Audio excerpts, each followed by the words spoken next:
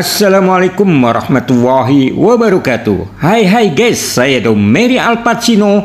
Pada senja hari atau menjelang maghrib, tengah menuju pelataran Masjidil Aqsa atau Masjid Al-Aqsa, dalam arti harfiah masjid terjauh, juga disebut dengan Baitul Maqdis atau Bukit Bait Suci atau Al-Haram As-Sarif, Tanah Suci yang mulia, atau Al-Haram Al-Quds As-Sarif, Tanah Suci Yerusalem yang mulia. Yang jelas guys, bermacam nama itu semua menunjuk sebuah nama sebuah kompleks yang terdiri dari beberapa bangunan masjid dan madrasah seluas 144.000 meter persegi yang berada di kota lama Yerusalem, Palestina. Kompleks ini guys menjadi tempat yang disucikan oleh umat Islam, Yahudi, dan Kristen. Tempat ini guys sering dikelirukan dengan Jami Al-Aqsa atau Masjid Al-Qibli. Jami Al-Aqsa adalah masjid berkubah hitam kebiru-biruan yang menjadi bagian dari kompleks Masjidil Aqsa. Letaknya di sebelah selatan guys. Sedangkan Masjidil Aqsa sendiri adalah nama dari kompleks tersebut, yang di dalamnya tidak hanya terdiri dari Jami Al-Aqsa atau bangunan berkubah hitam kebiru-biruan itu sendiri, tetapi juga kubah Sahroh, bangunan berkubah emas, dan berbagai situs lainnya guys. Dalam sudut pandang umat muslim guys, Nabi Muhammad diangkat ke Sidratul Muntaha dalam peristiwa Isra Mi'raj dari tempat ini setelah sebelumnya dibawa dari Masjidil Haram di Mekah.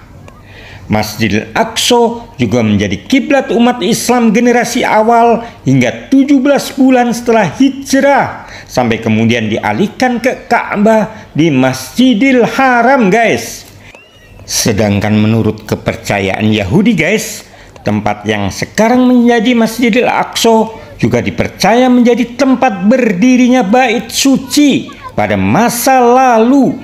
Berdasarkan sumber Yahudi, bait suci pertama dibangun oleh Sulaiman atau Salomo, putra Daud atau Nabi Daud, pada tahun 957 sebelum Masehi, dan dihancurkan Babilonia pada 586 sebelum Masehi.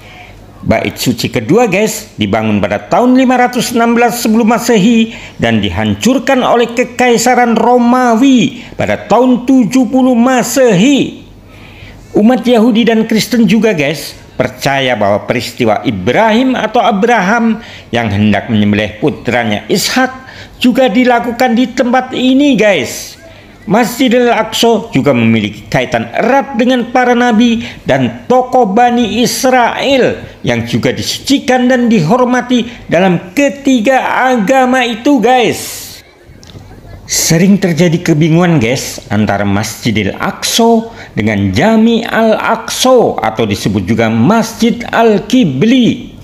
Selama berabad-abad yang dimaksud dengan Masjidil Aqsa adalah keseluruhan kompleks, sedangkan Jami Al-Aqsa adalah masjid berkubah hitam kebiru-biruan gelap yang berada di Masjidil Aqsa bagian selatan guys. Pada masa pemerintahan Kesultanan Utsmaniyah guys, kira-kira abad ke-16 sampai awal 1918, kompleks tersebut dinamai Al-Haram As-Sarif, sedangkan nama Masjidil Aqsa menjadi hanya mengerucut kepada Jami Al-Aqsa. Al-Haram As-Sarif sendiri guys secara harfiah berarti tanah suci yang mulia. Berdasarkan penuturan sejarawan Oleg Grabar guys, katanya hanya cenderung belakangan ini bahwa tempat suci umat muslim itu di Yerusalem disebut dengan Al-Haram As-Sarif.